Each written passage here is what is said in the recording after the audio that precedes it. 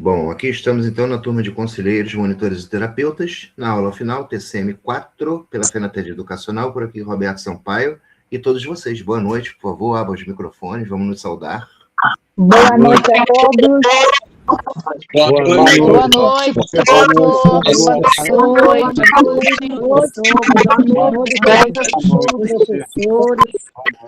Oi, gente, chegamos, né? Nós, tá? Chegamos na etapa final, olha... Quer dizer, Dá a pra entrar, etapa Suzana? final não, na etapa inicial, né? Que agora muitos de vocês vão para a prática. Exatamente, etapa inicial, professor. Então, eu vou fazer o seguinte, eu não vou assustar muito vocês, não. Só que dá para fazer nas Vamos fazer o seguinte. Olha os microfones, por favor. Obrigado. Tudo bem que eu não mandei. Dona Patrícia e Dona... Não, só Dona Patrícia o microfone. Obrigado. Gente, eu vou botar uma apostila aqui, que a gente vai fazer uma leve leitura dela, tá? Onde nós já abordamos, mas eu fiz questão de botar ela de forma elaborada, tá? Então a gente não vai precisar ler ela assim a fundo, a gente vai passar o olho nela porque ela vai para vocês, tá? Que é todo aquele manejo, juntando com a triagem, todo aquele início ao receber um acolhido, como chegar e se aproximar dele, como ter cautela, é um resumo de toda aquela parte que eu dei, que eu acho que isso aqui é de suma importância para quem for trabalhar com acolhidos involuntários, principalmente, tá? Os voluntários tem muita coisa aqui que a gente pode pular, então eu vou mais fazer uma leitura aqui junto com vocês, tá? Porém, a apostila fica a critério de vocês. A outra, por favor, vocês imprimam. Então, a gente já conversou sobre o manejo de um recém-chegado, né? Ele está sempre numa posição de vulnerabilidade, ansioso ou de expectativas elevadas. Ele chegou num lugar, involuntariamente, que ele não conhece. O acolhimento sobre a técnica. Nos primeiros minutos, a sua presença, sua escutativa. Lembra dessa aula? Que a empatia genuína vale mais do que qualquer teoria, tá? Valide a coragem do indivíduo de estar ali buscando ajuda. Olha só como já mudou uma coisa. Eu não vou confrontar. Eu tenho que entrar nele e falar assim, você é bem-vindo aqui, tá? Então, o cuidado se manifesta também através da transparência. Só de ele olhar para você, você está fazendo a triagem dele, deixe explícito o sigilo ético, né? Até durante suas sessões também, falta de reagendamento, honorários, forma de pagamento, em tudo. Você tem que deixar tudo transparente. O terapeuta é transparente. O terapeuta é claro, tá? E sempre alinhe expectativas. A pessoa que busca um processo terapêutico, você tem que desmistificar dela a ideia de que o terapeuta tem respostas prontas, que o terapeuta é a cura. A terapia é uma construção colaborativa. Eu sei o caminho que pode te levar a curar. Vamos unir forças e curar? Sempre tem que ser 4 mãos. Nunca pode ser único. Não pode ser assim, ó, só depende de você aceitar Jesus, ir para as terapias, para as habilidades, para as teóricas, para as dinâmicas, e ó, daqui a 3 meses você está limpo. Errado. Não. Terapeuta vai ser a pulga do acolhido. Você vai ter que ensinar para ele que ele sabe uma técnica e ele quer te passar essa nova técnica. Vai ensinar isso para ele. Mas como é que eu vou ensinar isso para ele? Através disso, primeiro, a triagem, que eu já falei para vocês, o filtro. A triagem não é uma sessão de terapia, como eu disse. É um mapeamento estruturado para compreender a demanda, quem chegou. Eu vou avaliar também a viabilidade da intervenção profissional. Falei para vocês. Eu vou olhar da ponta do carro e vejo. Será que eu posso chegar? Será que não? O que eu faço? Espero se estabilizar? Não. Qual deve ser a droga que ele usou? Pelo visual dele ali, ele está no THC. THC eu sei que não leva a agressividade. Bom, pronto, posso chegar perto dele. Entenderam por que é importante essa triagem? Para a sua segurança. E um approach melhor. Porque fica a primeira impressão. O cara entrou no CT, deu de cara, ele já está ali revoltado, num estado, né, realocado, fora de si, ou sabe-se lá, se sobreativo, geralmente sobreativo ou abstinência. A primeira impressão que ele tiver de você, para você desconstruir aquilo, acabou, é difícil. Sabe por quê? Ele vai fazer uma coisa que é chamada transposição. Ele vai transpor toda a raiva que ele está por estar ali em você. Ele arrumou um inimigo para usar o alvo da raiva dele. Vai ser você. Então, os primeiros minutos, a primeira acolhida, tem que ser transparente, ética e acolhedora. Isso nunca é demais falar. Essa apostilinha aqui, sem bonitinho, também vai para vocês, tá? A técnica que eu vou mostrar depois é que é especial para vocês imprimirem. Então, o que eu investigo numa triagem? Né? Eu passei ali e tal. Eu vi, fiz um mapeamento estruturado, né? Aquela outra apostila, compreendi a demanda, avaliei a viabilidade de eu intervir profissionalmente ou não é a hora, ou é amanhã, né? Tal. Digamos que rolou. A primeira coisa que eu tenho que pegar nele é identificar o núcleo do sofrimento dele através de questionamentos como: o que traz você aqui hoje? Qual o principal incômodo que você deseja falar, olhar, comentar agora? Olha como é que eu estou fazendo perguntas para ele sem ferir. O que te traz aqui, meu amigo? Eu não deixei eu fiz uma pergunta deixando com uma resposta, ele com uma resposta incisiva. Ele não vai falar nada não. Nada me traz aqui. Ele tem um motivo para estar aqui. Ele vai falar pelo menos assim: pô, não sei, me pegaram lá em casa porque eu estava usando uma droga, me pegaram e me meteram dentro do carro e me trouxeram. Você teve a tua resposta. Então, isso é assertividade. Olha bem o tipo de pergunta. Não é: oi, boa noite, tudo bom? Qual é a sua droga de preferência? É: oi, o que te traz aqui? Né?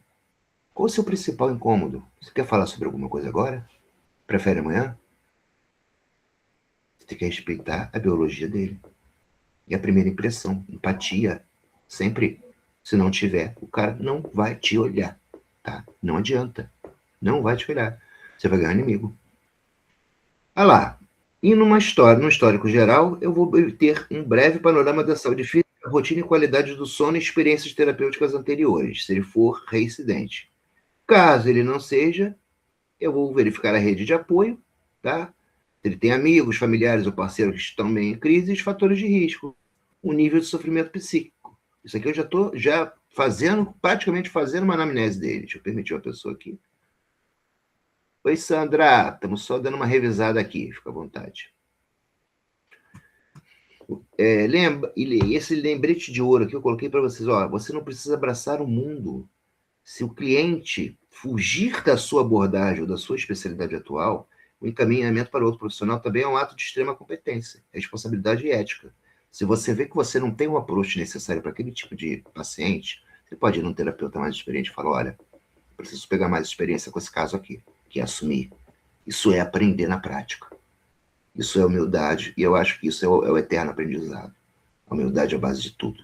Eu não vou pegar um caso de um cara que eu triei, eu vi lá que ele está sob êxtase em MDMA, eu triei ele nisso, eu não sei lidar com isso, eu não vou pegar. Eu tenho que chamar uma pessoa mais experiente. Eu tenho que ter noção disso. Eu não sou sozinho, não sou dono do mundo. Eu não saio do curso aqui sabendo tudo. Eu trabalho numa equipe. Para eu trabalhar numa equipe, eu tenho que usar a equipe como a equipe me acolheu desde o dia que eu cheguei. É dois lados da moeda. A gente tem que saber a hora de entrar e sair. Ou não entrar. Tem disso, tá, gente? Tem paciente que você não vai conseguir entrar, só com o tempo. Tem paciente que vai chegar, vai preferir falar com um cara de cabelo grande do que com um cara de cabelo curto. Você tem que respeitar isso eticamente. Ele escolheu. Ou quando você não sabe quem escolher, você chama de cabelo grande. Me ajuda aqui, querido. Não sei triar, não sei tratar, não sei nem como chegar até a anamnese com ele. Show. Ética profissional é isso, tá, gente? A gente saber o fardo que a gente não sabe carregar, a gente não tenta colocar nas costas. Porque vai dar ruim. Vai dar ruim, a culpa vai ser tua. Lembre-se disso sempre. Olha lá, o que fazer como terapeuta recém-formado? Essa sensação de segurança, manifestação de síndrome do impostor, são perfeitamente comuns no início da carreira, tá? Abaixo temos umas diretrizes fundamentais para estabelecer sua prática com segurança. Olha aqui, mais uma tabela. Supervisão constitui a sua maior rede de segurança técnica e clínica, né? Ou seja, um terapeuta mais experiente para revisar periodicamente seus casos mais complexos. Mesmo que você pegue um caso, esteja se dando bem, periodicamente você pode pedir para um terapeuta ou um coordenador, né? Terapeuta falar assim: você pode revisar aqui como está a situação desse histórico desse paciente, como é que eu estou desenvolvendo o HD dele, se está ok, se bate. Ou seja, vocês já viram que não é um trabalho solitário. Um CT se comunica. todo ele se comunica. Tá? E num CT todos são iguais. E esse é o meu significado. Eu dependo do cara da ronda, como eu dependo do pessoal da cozinha, como o pessoal da cozinha depende de mim, como eu dependo do psiquiatra e como eu dependo do coordenador para me pagar no mensal e eu ter meu dinheiro. Tudo é uma codependência. Se somos codependentes, somos equipe. Lembre-se disso, terapeuta não é sozinho. Quer ser sozinho? Abre, Carlos, olha o seu microfone, por favor. Quer ser sozinho? Abre um consultório de terapia em DQ, que seja, que é o que você está sendo formado, e vai fazer particular. Mas para trabalhar em CT, que vai ser a vida de vocês aqui, para trabalhar em CAPS, ou para ajudar na prefeitura, ou para algum setor de captação social, etc. e tal, você vai ter que trabalhar numa equipe. E lembre-se sempre disso. Tá? Defina o seu nicho. Quem tenta falar com todos acaba não se comunicando com ninguém. Essa é a grande verdade. Né? Eu sou aquele terapeuta que quero demonstrar serviço. Cheguei ali, não, porque eu pego isso aqui, não, sabe aquele acolhedor teu? Não, porque sabe aquele paciente teu? Eu não posso. Eu tenho que escolher onde eu mais me identifico. Na parte de ansiedade, nos que chegam com questão de relacionamento, usar a droga por questão de relacionamento, eu tenho que escolher onde eu mais me identifique, onde eu sinto mais minha área de segurança, tá? E a parte mais chata da terapia é organizar a burocracia. Mas ela reflete o profissionalismo ético e a organização jurídica. É necessária porque estamos mexendo com vidas humanas. Vidas humanas, tudo tem que ser documentado, que na hora que perguntarem qual foi o dia que ele surtou, você fala, não sei, quem é você como terapeuta? O que você não anotou no dia que ele surtou? Você sabe pelo menos quantos meses ele está aqui? Caramba, você é o terapeuta dele, não sabe nada dele? Legal. Rua. Né? Até falta de ética, desculpa. Tudo é anotado. Tudo é anotado na ficha do paciente. Tudo tem que ser anotado, revisto, sempre. Nossa cabeça guarda, mas muitas vezes esquece. Quando a demanda é grande, fica difícil identificar até pelo nome. A gente tem que ter mando para isso. Tá? Estruture previamente seus modelos de prontuário, contratos de prestação de serviço também e fichas de anamnese. Aqui a gente está falando num termo geral, tá? No meio da organização e no meio de trabalhista seu, de ação seu como terapeuta, tá? Aqui tem umas dicas para os primeiros atendimentos. Não busque a perfeição. Foque em estar ali sendo você. Caso surja algum questionamento, qual você não tem a resposta imediata, é a postura honesta. Vou refletir sobre isso. E no nosso próximo encontro eu te dou uma resposta melhor. É muito mais legal do que falar assim, poxa, não sei a resposta disso. O que eu passei para o meu acolhido se eu falar isso? Passei que eu sou um terapeuta miojo. Fui feito em 3 minutos. Né? Então, a transparência que eu falei lá em cima sempre. Não, porque eu tô com problema porque eu usava a via do X com Y misturada com Z, que me dava onda X, que aí cerebralmente me dava tudo. Aí ele fala, o que você acha disso tudo? Eu falo, olha, entendi tudo que você me falou, mas eu preciso pensar um pouquinho no seu caso. Na nossa próxima sessão a gente se fala, tá bom? Por enquanto, distrai um pouco. Respira o ar um pouco. Olha que saída boa, olha que saída de mestre. De eu falar, eu não sei do que tu tá falando, mas eu vou pesquisar e daqui a pouco eu volto com a resposta. Na frente do acolhido, se tudo é mole, ele monta. Ele tá ali para te destruir, ele quer subir nas tuas costas. Ele vai te tirar. E quando ele achar alguém para tirar, acabou. Até ele ir embora, nossa senhora, tu vai sofrer na mão dele. Vai sofrer na mão dele. Tá? E ele vai se tornar babamã. Tem essa, hein? Lembre-se que quem quer vingança, quem está na ansiedade, na negação ali, é ele. Hein? E a negação, ela traz fúria. Para quem for estudar psicanálise vai entender isso, tá?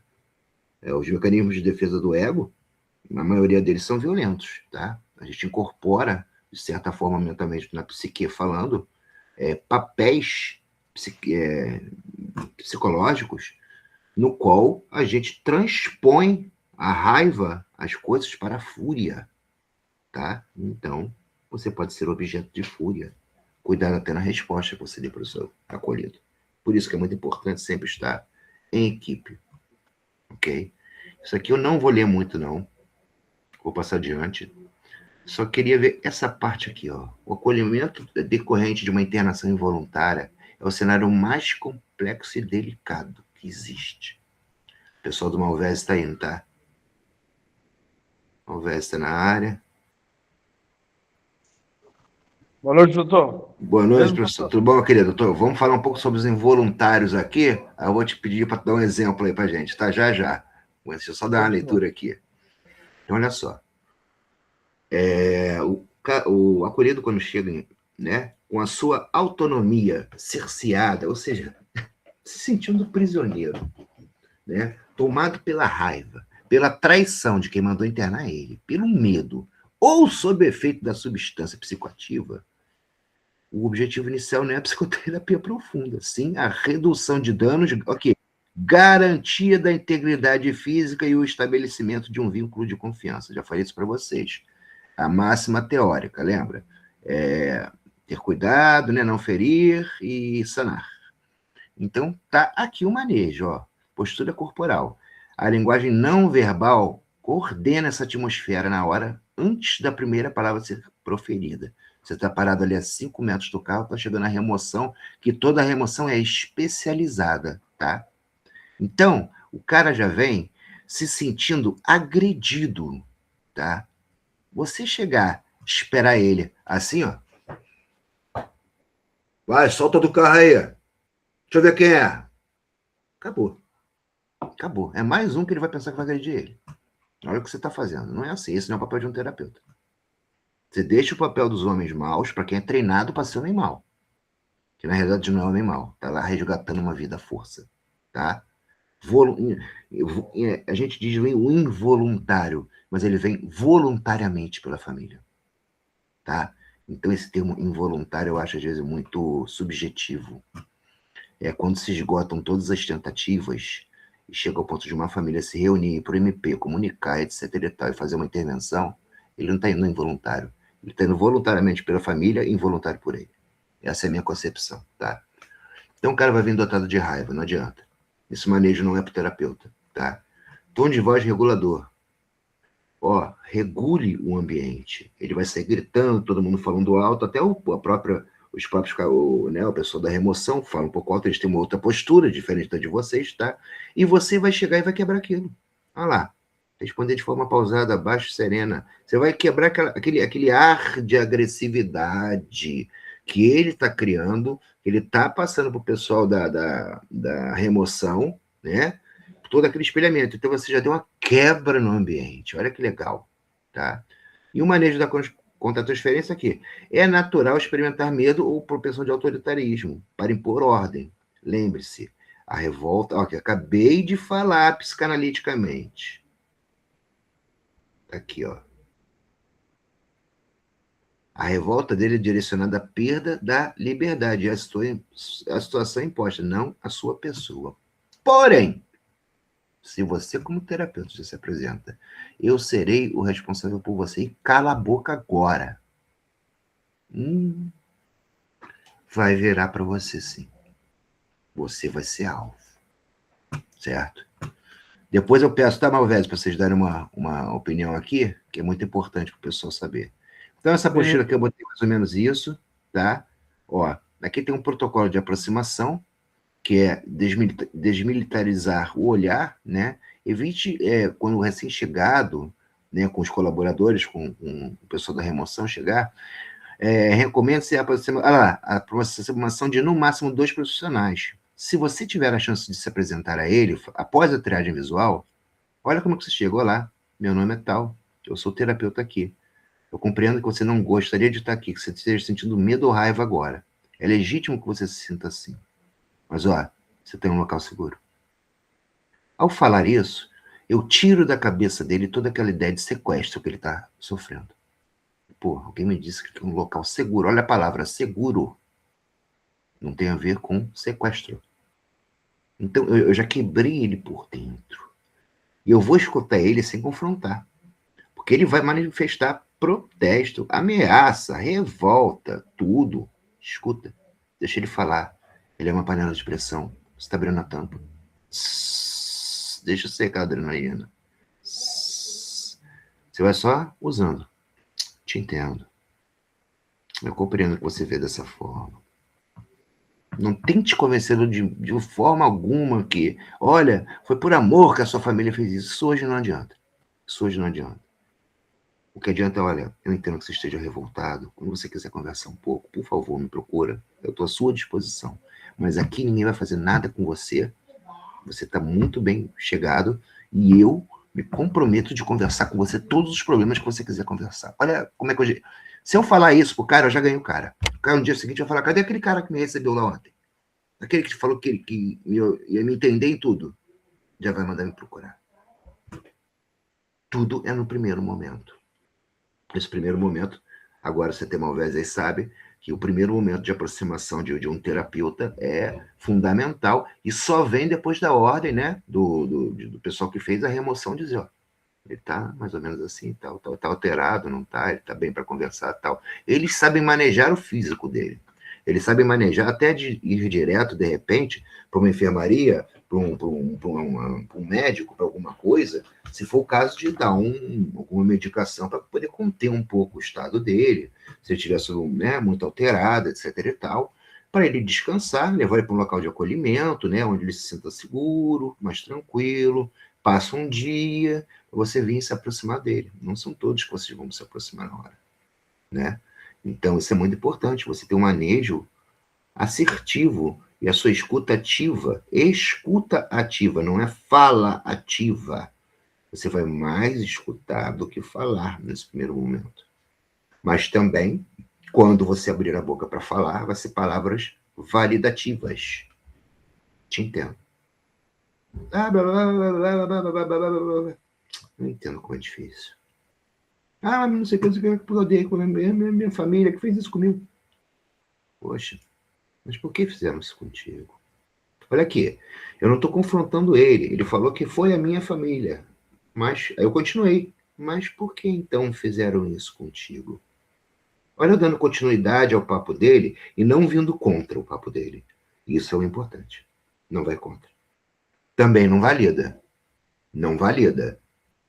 Rapaz, nossa, mas é horrível, né, cara? Que barbaridade esse negócio da família internar. Gente, jamais, né, gente? Isso aí eu não preciso nem falar. Eu acho, né? Mas falei, tá? Nunca. Não valide. Nunca. Validou, você não é profissional, gente. Você está ali para fazer o contrário. Ok? Vou passar isso aqui rápido. Então, aí vem, ó, a equipe mesmo lá, tem uma revista humanizada, né? Para ver se tem objetos, fármacos, né? A Honda lá, a equipe de GAP lá né? Do monitores, etc e tal. Aí ele vai, provavelmente, para o monitoramento, tá? Da enfermaria, né? Porque ele pode ter um quadro de abstinência, a gente já tem que saber qual é a droga, porque ele pode ter delírio, um tremens, ele pode ter crises convulsivas, mediante a droga que for, sinal de estar intoxicado ao máximo, overdose. Então, uma avaliação médica ou de enfermagem é priorizada nesse momento. Então, ele sai do carro, você recebe com palavras validativas, mas vai encaminhando para a enfermaria, esse é o certo.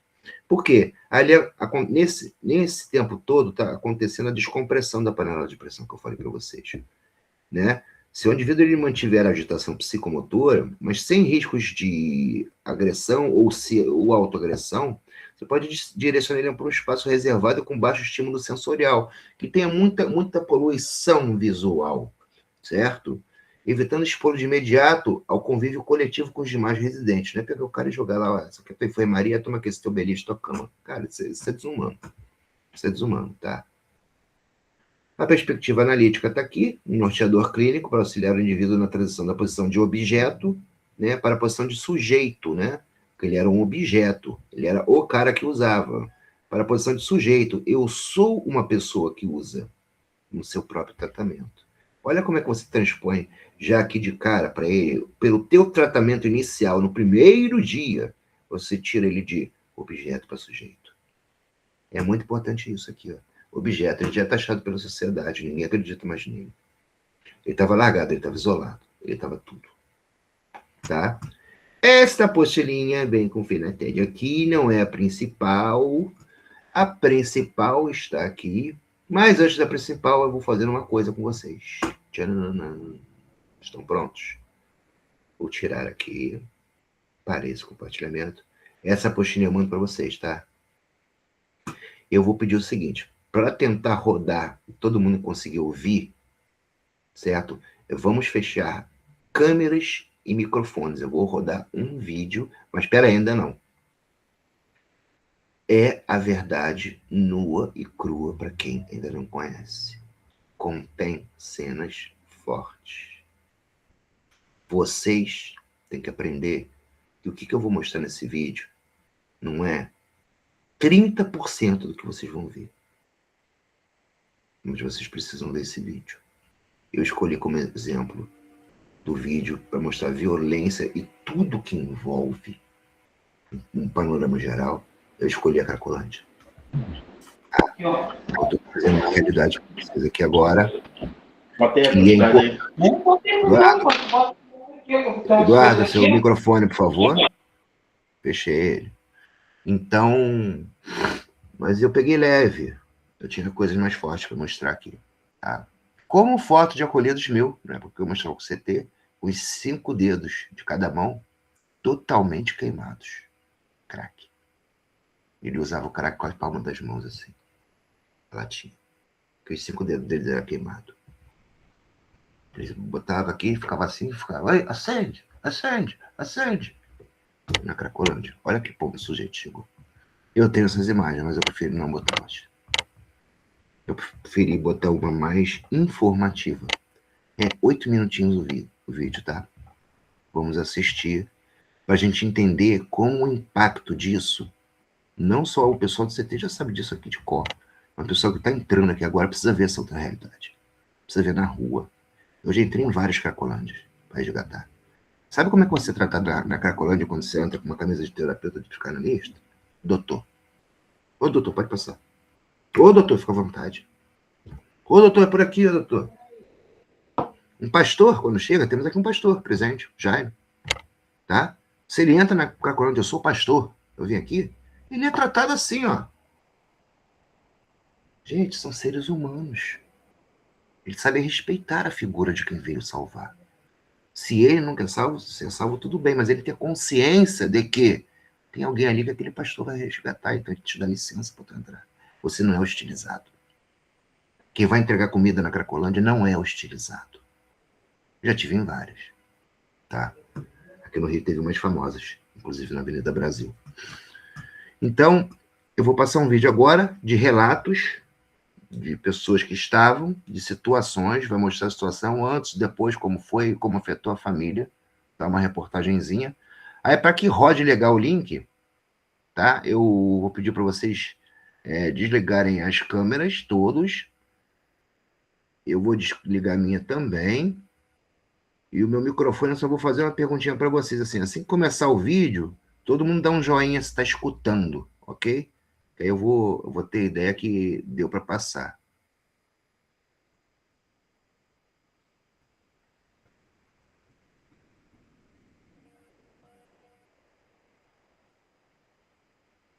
Só ver o volume disso aqui, no máximo, tá? Estão ouvindo? Beleza, vamos ver.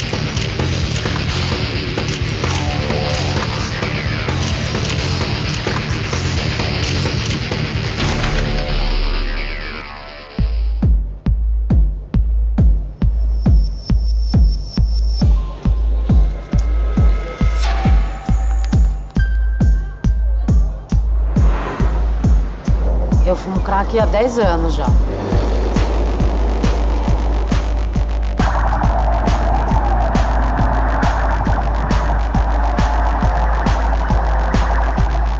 Eu já tomei tiro nas costas, já participei de coisas que eu abomino hoje, de roubo, de tráfico.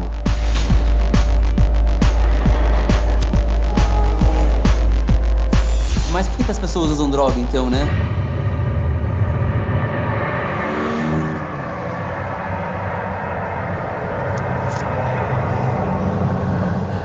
Nossa, bateu uma...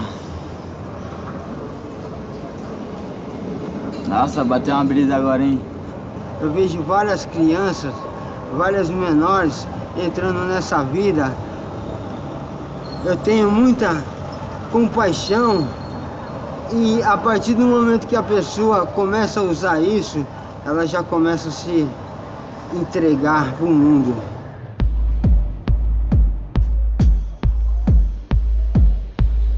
Ele vendeu todas as coisas da minha casa, tudo, desde o garfo até o piano da minha irmã, tudo, tudo, tudo, tudo, tudo, tudo. A polícia, ela existe exatamente para o cumprimento da lei e para promover a ordem.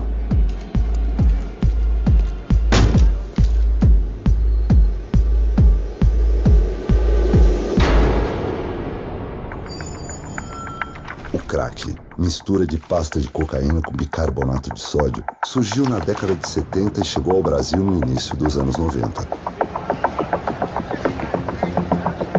Hoje, o país tem o maior número de usuários de crack do mundo.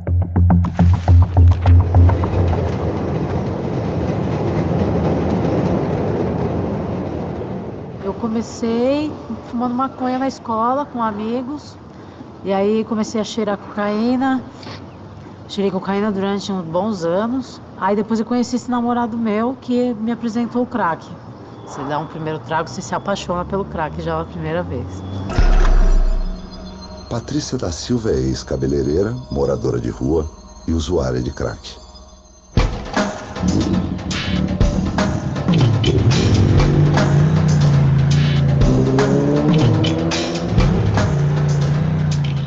Fui fumar maconha aos 16 anos, a primeira vez, não gostei.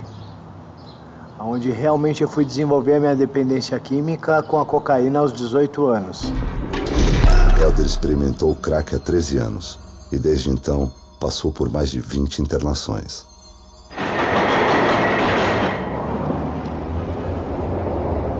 Então, eu trabalho numa ONG, que é o Centro de Convivência de Lei, que trabalha nessa perspectiva da redução de riscos e danos em relação ao uso de drogas.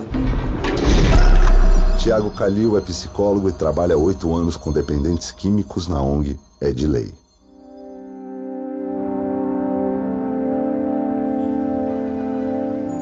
Eu vejo o crack como uma doença mesmo. Meu irmão, né, foi preso 2 vezes por isso, por estar pegando alguma coisa para transformar para usar. E aí dessa última vez ele tipo assumiu a bronca e aí ele tá lá e vai sair, vamos ver o que vai acontecer. Janaína viu a sua família se desestruturar depois que Lucas, seu irmão, começou a fumar crack e acabou sendo preso.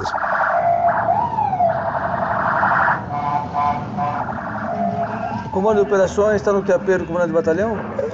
O nosso pensamento sobre o crack é no sentido de que se torna uma droga altamente perniciosa, que destrói o ser humano e que causa grandes tragédias na vida familiar, na vida de uma cidade, de uma nação.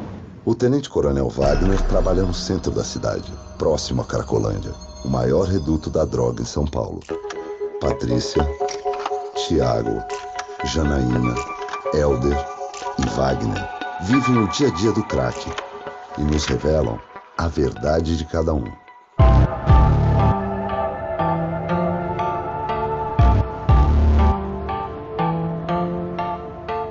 Primeiro bate a brisa, na hora que tá passando o efeito, aí começa a dar paranoia. Que vai chegar a polícia, que alguém vai pegar fumando, que vai sujar, entendeu? Essa droga, ela afetou totalmente a minha vida no começo, que eu perdi tudo, perdi emprego, perdi a confiança da minha família, perdi o carinho do meu filho, perdi tudo, né? Os meus amigos que usavam comigo, eles usavam um papelzinho, 2 papelzinhos, e eu já levava 10, 15, porque eu queria manter aquela sensação, e acabou que eu me tornei realmente um dependente químico. O meu envolvimento com o crack começou, eu tive um relacionamento com uma mulher, e aí ela recebeu alguns amigos na casa dela lá que trouxeram cocaína realmente pura, heroína, êxtase, onde eu acabei usando de todas as formas, principalmente a injetável. E aí o que aconteceu? Eu encontrei um amigo Ele tava com 3 pedras de crack, eu amassei as 3 pedras, coloquei no cachimbo e fiz todo aquele ritual e dei uns 10 pegas no crack. Liguei pra uma pessoa que eu conhecia que vendia droga e peguei 5 mil reais dessa droga. E olhei pro cara e falei, agora que eu achei que assim é legal. Vamos fumar, vamos beber. E quando acabou toda essa balada aí, que durou 1 dia e meio, 2, eu olhei pro espelho e falei assim, ferrou, né? Eu gostei de verdade, assim. Quando eu comecei a usar, foi um pouco difícil, porque eu não sabia como era a rotina do usuário para conseguir o crack. Então, no começo, eu cheguei a me prostituir para conseguir dinheiro para fumar crack. Olha, largar o crack é difícil por causa do vício mesmo, químico, que é punk. Quando dá abstinência, dá ânsia de vômito, dá dor de cabeça, dá irritabilidade. Quando dá vontade, não, sabe? Não vou falar não tem jeito, porque deve ter um jeito, sim. Se eu tivesse o conhecimento que eu tenho hoje do que é a rotina da vida do usuário, eu acho que eu não usaria, não. E aí começou a vender as coisas, vendi bicicleta, vendi carro, vendi moto para usar o crack. Até que um belo dia eu conheci a Cracolândia, né? Foi um dos piores dias da minha vida. Eu fiquei magnificado, porque um lugar onde eu podia usar droga, ninguém ia atrás de mim, um lugar onde tinha droga na facilidade que era só esticar um braço, a ficar sentado no meio dos mendigos, a comprar uma coberta para me fantasiar de morador de rua. Eu me tornei um morto-vivo, né? Uma das estratégias da redução de danos é a gente oferecer insumos de prevenção. O que são esses insumos? São os materiais preventivos que minimizam um pouco os riscos relacionados ao uso de crack, né? Então a gente chegou na ideia da piteira de silicone, que é uma piteirinha de silicone pequena que o usuário pode encaixar no próprio cachimbo para incentivar o uso individual. E essa piteira também já tem um ganho que é, como ela é de silicone, ela evita de o cachimbo ficar quente, né? Porque o uso de crack é muito compulsivo, o efeito é muito intenso e rápido, então o cachimbo acaba esquentando e abre queimaduras, fissuras na boca. E também tem o protetor labial, que é um protetor labial pequeno, com calêndula, própolis, para evitar, para quando tem essas queimaduras, fissuras, ele ajuda a cicatrizar um pouco as feridas. Serve muito para a pessoa começar a pensar no autocuidado, assim. Aos poucos ela vai começando a usar a piteira, protetor labial, e ela começa a pensar em se cuidar, e aí almoça, começa a tomar banho. Em alguns momentos eu já senti um preconceito sobre o trabalho que eu faço, muitas vezes pela mídia, quando eu dou alguma entrevista ou fico sabendo sobre o meu trabalho de uma forma muito rasa e superficial, e dizem isso na mídia como se fosse uma apologia ao uso. Parece que no Brasil, se você dá atenção para o usuário, já é um absurdo, né? Parece que essas pessoas não merecem respeito, assim. O meu irmão, ele se perdeu, assim. A gente não sabe muito em qual momento, já faz muito tempo. O negócio é tão esquisito, tão fechado, que a gente não percebe. Aí nesse passou 5 anos, 10 anos, uma hora sumiu uma coisa, outra hora você acha que a pessoa tá indo na escola, ela não tá mais. E aí quando você vê, o problema já existe, já é. É muito louco, assim, como esses usuários, eles escondem, eles têm o poder da persuasão, assim, da mentira. Difícil de acreditar, não fez isso. Eu perdi, eu esqueci minha blusa na casa de alguém. Não, tinha 20 reais.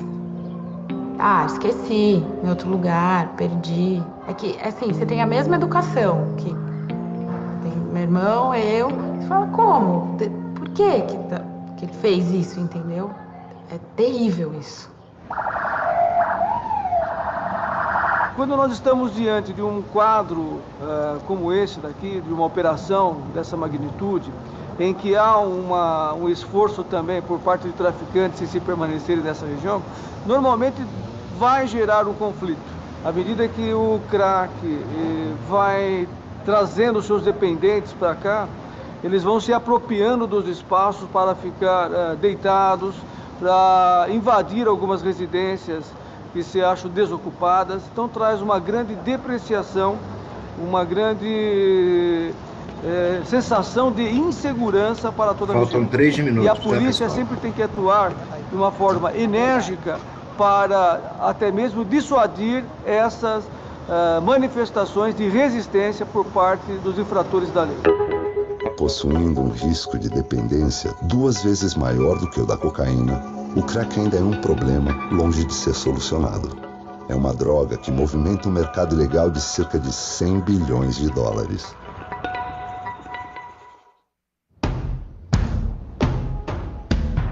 Duas décadas depois de chegar a São Paulo e se alastrar pelo país, o Brasil se tornou o maior consumidor de crack do mundo, com mais de 2 milhões de usuários. O efeito avassalador da droga atinge o cérebro em apenas 10 segundos e produz um efeito que dura em média de 5 a 10 minutos. Passado o efeito, a euforia é substituída pela depressão física e mental. Com isso, as pessoas são tentadas a fumar de novo, entrando num ciclo vicioso de alto risco. Patrícia, Tiago, Janaína, Elder e Wagner dão um testemunho real de quem vive esse drama no dia a dia. A falta de dados e informações sobre o crack envolveu a droga em uma névoa de mitos e preconceitos, questões que obscurecem ainda mais a busca por soluções. Depois de conhecer o crack, Patrícia largou casa, trabalho e família.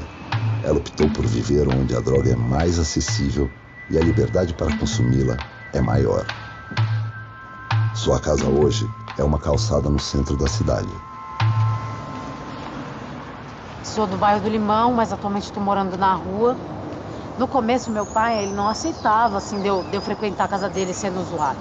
Porque meu pai é um ex-policial, entendeu? Muito antigo. Então, ele é muito rígido, entendeu? Com relação a isso, coisa de drogas, bebida, ele não aceita de jeito nenhum. Então, no começo, ele não aceitava que eu... Ele falou, não, se você quiser usar isso daí, eu não quero você dentro de casa. Aí eu saí de casa. Foi quando eu comecei a morar na rua. Passei frio, passei fome. Aí depois que a gente vai se adaptando, aí meio que a gente se acostuma, fica uma coisa normal, né? Não é normal, mas a gente se acostuma. Porque eu sempre durmo mais ou menos nos mesmos lugares ali, o pessoal sempre dorme no mesmo lugar, então a gente bate papo quando tá ali.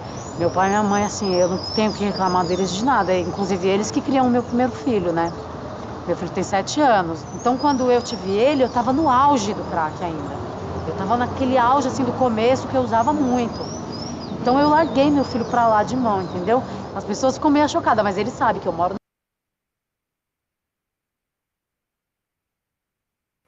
É isso, gente. Esse foi um pedaço. Esse é bem maior, tá?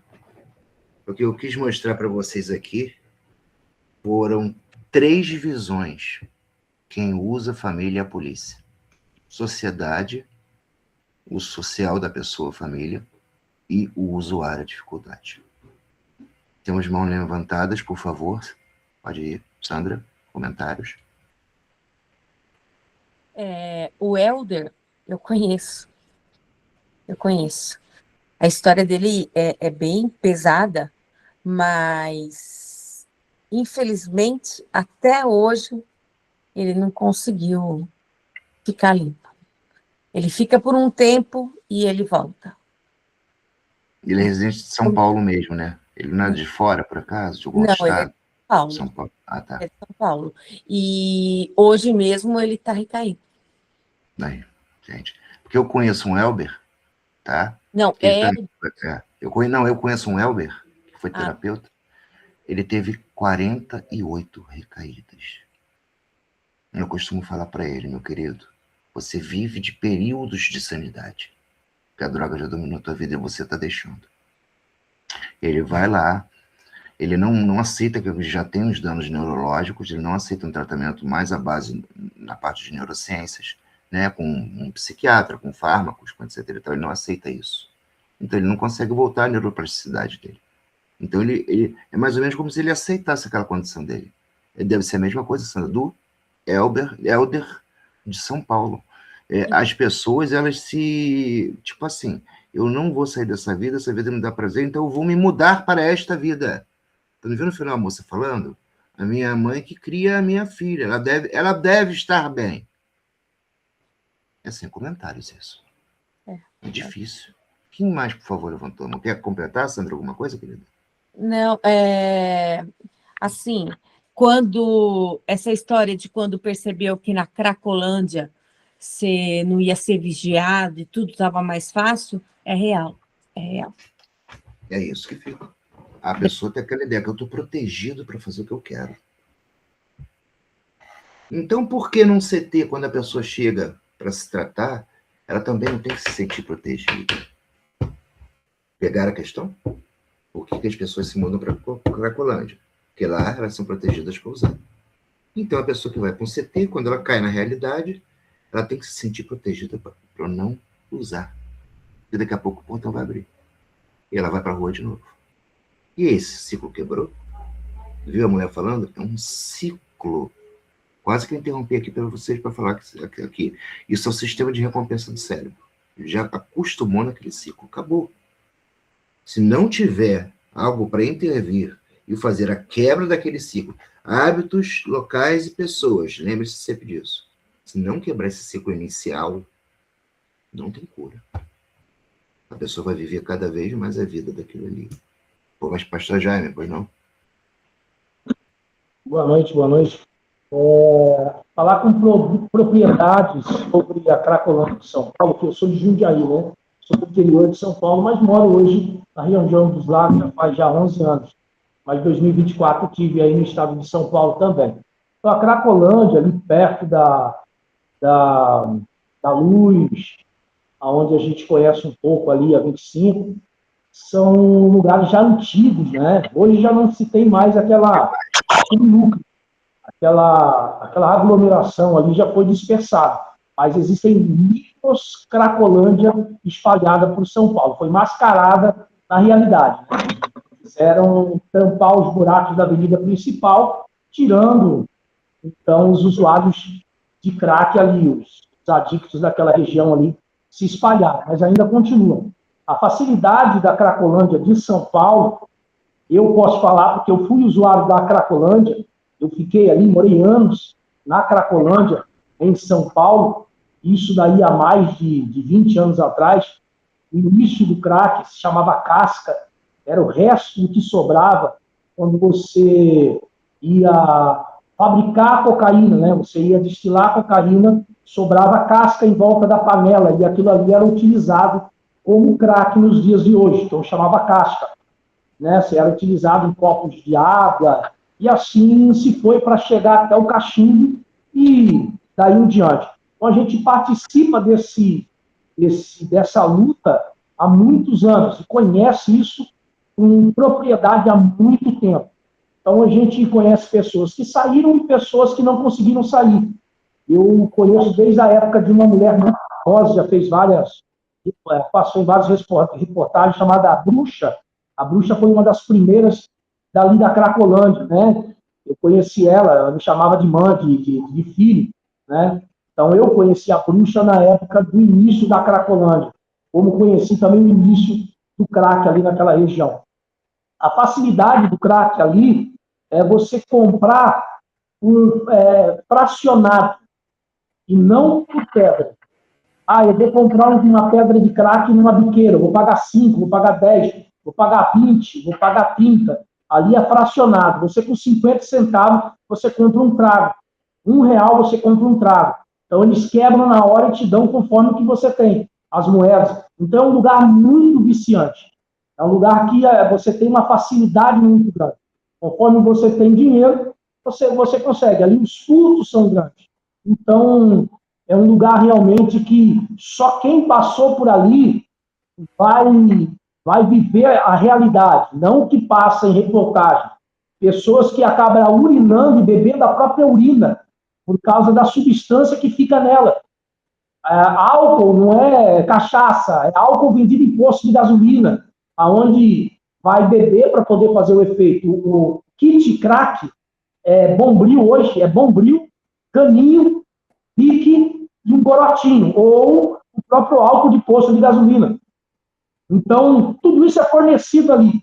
Tudo isso é colocado na mão das pessoas de uma facilidade muito grande mesmo, muito grande. Então, para sair dali, já é uma rejeição de pessoas. Você se torna invisível. Pessoas passam do seu lado, mas não conseguem te enxergar. Então, as pessoas que estão lá passam a ser uma tribo. São pessoas que fazem a mesma coisa que você e você se sente acolhido por aquela situação. Então, é muito difícil você tirar um dependente químico daquele ambiente. Muito difícil. Ele perde tempo, ele perde a noção, passa-se muito, fala 10 minutos o uso do crack, né, o efeito. Mas a realidade é, pessoas que passam 3, 4 dias não percebeu que já se passou 3, 4 dias por ela estar utilizando a química que está utilizando. Então, a Cracolândia é algo que eu acredito que não se acaba, né? Porque não é só mais ali. Cracolândia se fala em São Paulo, mas não se tem mais só em São Paulo. Hoje você encontra em Jundiaí, Franco da Rocha, Calheiras, Pirituba, Vila Clarice, Mauá. Ali em Vila Clarice tem uma tribo de índios, que é também uma Cracolândia, onde eles utilizam crack e bebem cachaça, perto do Pico do Jaraguá. Então, todo o interior de São Paulo se transformou em mini Cracolândia. Então, é algo bem complicado. Tá? Eu, como pastor, a gente faz um trabalho social, não só agora como terapeuta, mas também algo espiritual, tentando levar para essas pessoas e fazer um recolhimento, um acolhimento, tirar eles da rua com evangelismo e um trabalho social que a gente faz. Mas é muito difícil, como o irmão falou, que a gente é muito bem recebido. O acolhimento deles para nós é uma forma muito linda de ver. Eles choram, eles pedem realmente ajuda, só que não conseguem sair realmente dali. Então, é uma experiência que eu já vivi do outro lado como dependente e do lado de cá como um acolhedor dessas pessoas também. Então, eu conheço os dois. Perfeito, pastor.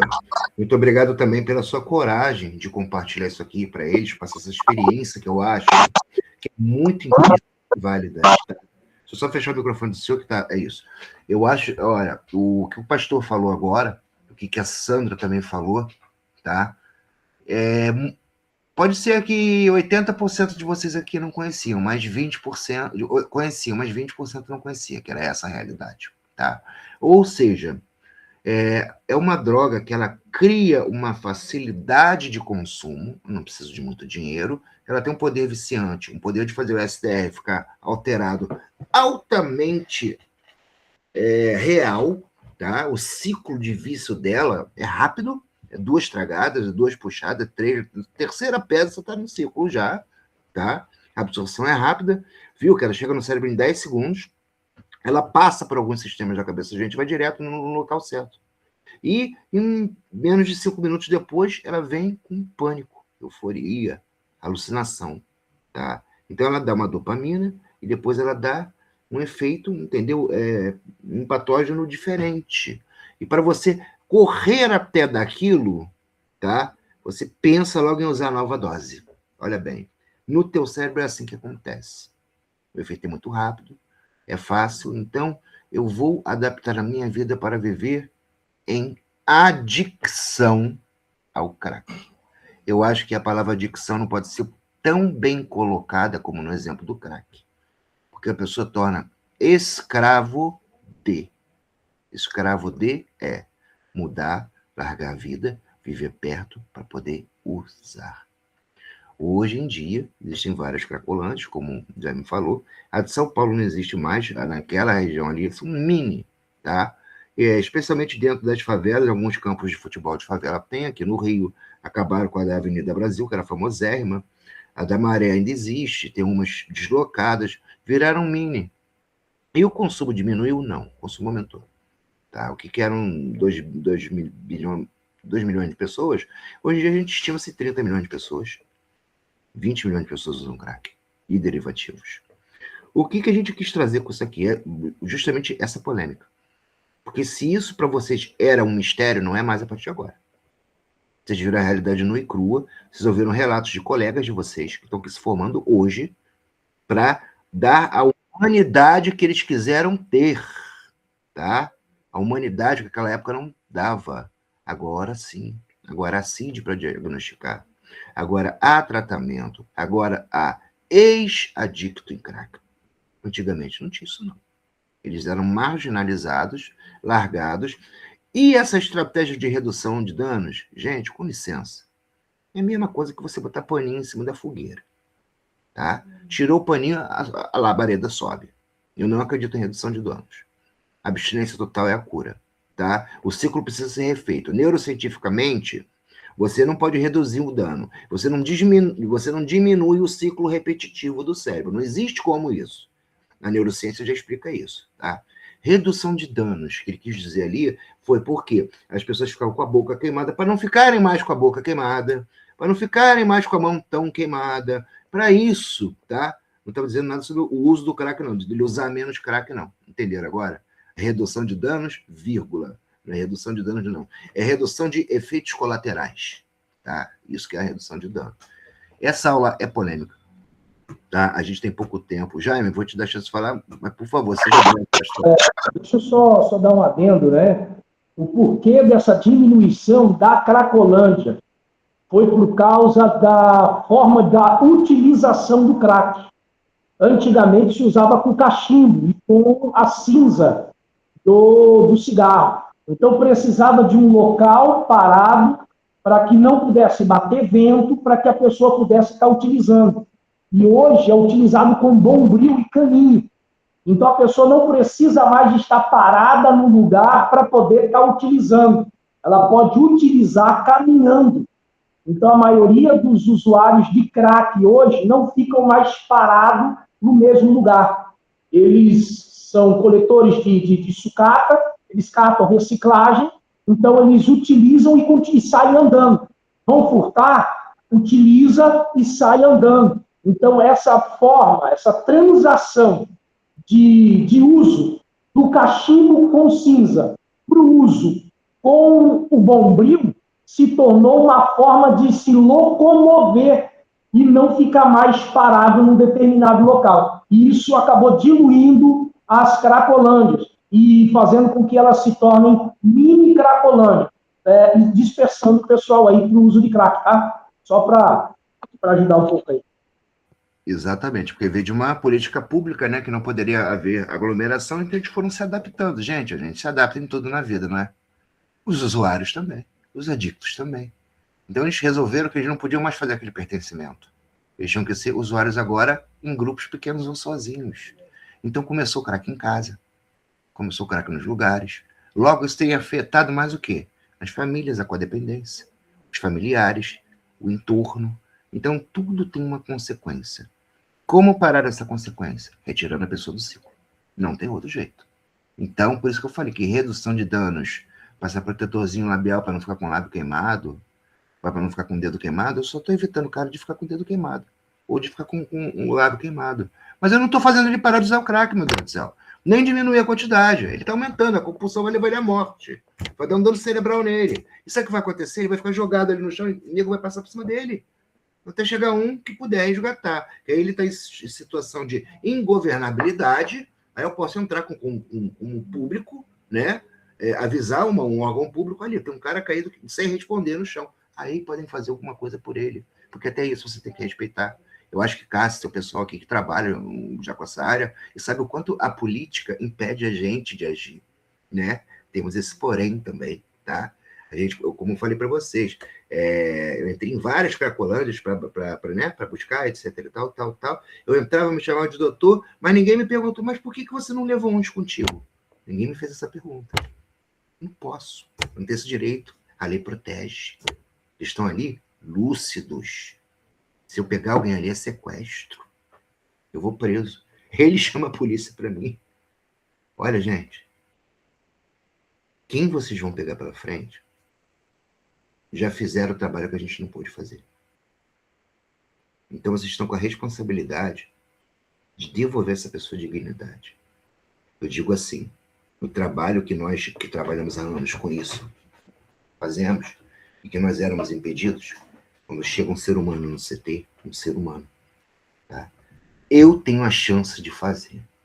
Ah, Roberto, você salva 1, 2, 3. Eu salvo 1, 2, 3. Mas aqui, 20 pessoas aqui presentes, vezes 3, dá 60.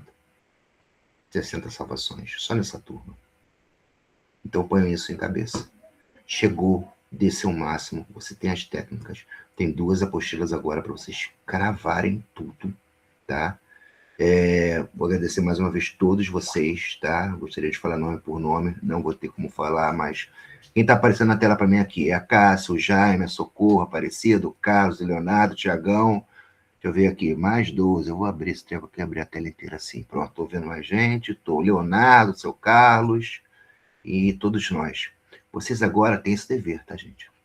É um dever cuidar da vida humana.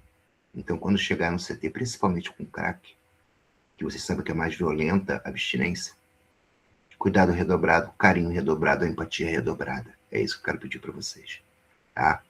E eu vou abrir o grupo lá, para a gente se saudar mais uma vez. Eu sei que não é o último, a gente está só começando. Amanhã eu venho com umas promoções para vocês, tá? E eu vou fazer o seguinte, quem eu chamar o nome lá no grupo, vai no meu privado, tá bom? Pode abrir, pode falar. Pois não? É a última aula ou tem mais aula? Você está formado em terapeuta e conselheiro. Você está formado, você é um terapeuta. E a carteirinha certificada? Eu acabei de falar, vou te chamar lá para entregar. Ah, tá. Então tá bem.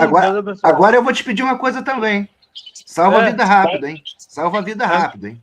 Procura um CT, vai salvar a vida, hein? Tá bom. Valeu, gente. Muito obrigado por abrir o microfone. Ó. O coração está com vocês. Valeu, galera. Deus abençoe todos. Bora salvar a vida. Obrigado, pessoal. Boa noite. Obrigado. Boa noite a todos. Ficamos juntos aqui. Obrigado. Vamos lá no grupo. Obrigada, Vamos lá no professor. grupo. Obrigada mesmo. Obrigado. Tudo Boa. honra. Obrigado por estar com vocês nessa missão. Parabéns por estar falando aqui. Parabéns. Nádia, Sandra, todos vocês aí. Um abraço. Aparecida, vocês todos aí. Foi um grande prazer estar com vocês. Assim eu tô emocionado, aí não vale. Pô. A gente fica emocionado.